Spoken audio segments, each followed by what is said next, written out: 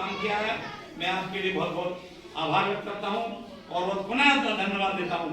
और ये कहता हूँ कि आप मैं पहली बार यह बुलाया गया हूँ कि कर्पूरी ठाकुर जी की आप जो जयंती मना रहे हैं, आप हर्षोल्लास के साथ प्रतिवर्ष मनाएं और जिस लायक हैं, चाहे मैं चेयरमैन हूँ, चाहे हमारे सभासद हैं, हमारी नगर पालिका पूरी आपके साथ खड़ी है।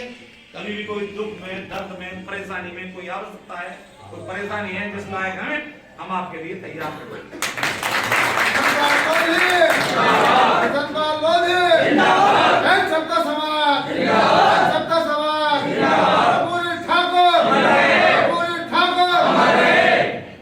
तो मैं तो यही कहूँगा कि आप लोग सब संकित रहें। और देखिए ये बात बिल्कुल सही है कि हमारी जो लोग पिछड़े जाति के अधिकतर शिक्षा से वंचित रहते हैं। आप शिक्षा में जरूर जोर दें, बच्चों को अवश्य पढ़ाएं, बच्चों को शिक्षा, अच्छी शिक्षा दें। चाहे आप कैसे ही मजदूरी करें, भाई आपका कोई व्यवसाय ऐसा नहीं है, मजदूरी करके पढ़ाएं, लेकिन बच्चों को पढ़ा करके अपने जरूर आगे बढ़ाएं। मैं मानता हूँ कि आपके मोहल्ले में मैं देखता रहता हूँ, क्या सुनता भी रहता हूँ कि आपके बच्चे बहुत तो हमारे वकील साहब, ये भाई साहब बैठे हैं, इनके विषय में ये ऐसी शख्सियत है कर्पूरी ठाकुर जी।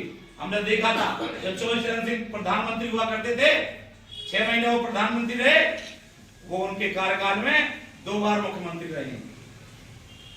चौधरी चरण सिंह किसानों की लड़ाई लड़ते थे, उधर बिहार में हमारे कर्पूरी ठाकुर जी गरीबों की लड़ाई लड़ते थे। मैं कह रहा हूं ऐसा मुख्यमंत्री आज तक नहीं हुआ है।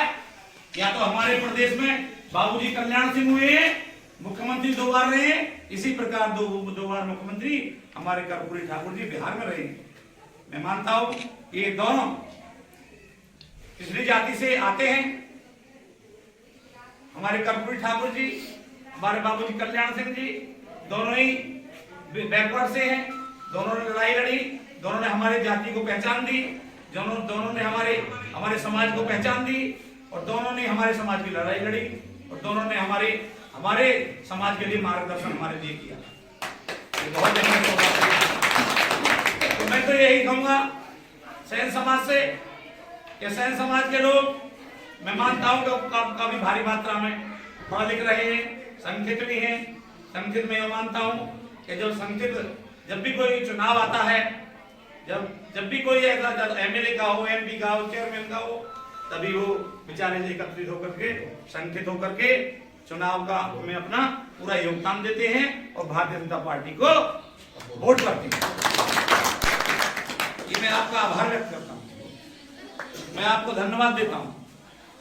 ये आपका जो संगठन है ये बहुत मजबूत है, मैंने देख लिया है, क्योंकि मैं भी चुनाव लड़ा हूँ। आपने हमको बहुत सम्मान दिया, मैं आपका आभारी हूँ, मैं आपका एहसानमंद हूँ। और मैं क्या, हमारे विधायक भी, हमारे सांसद भी आपने चुने हैं, आपने उनको वोट किया है, ये सभी लोग आपके आभारी हैं। और यहाँ तक कि प्रधानमंत्री तक उनसे शिक्षा लें और उनके कर्मों को अपने जीवन में उतारें। धन्यवाद। हमारे बीच में आए हमारे बड़े भाई सम्मानित साथी माननीय सभासद सुल्तान अंसारी यहाँ है और अपने विचार रखें। आदाब, नमस्कार। भारत रत्न जननायक श्री कर्पूरी ठाकुर जी की आज जयंती बड़े धूमधाम के साथ मनाई जा रही है।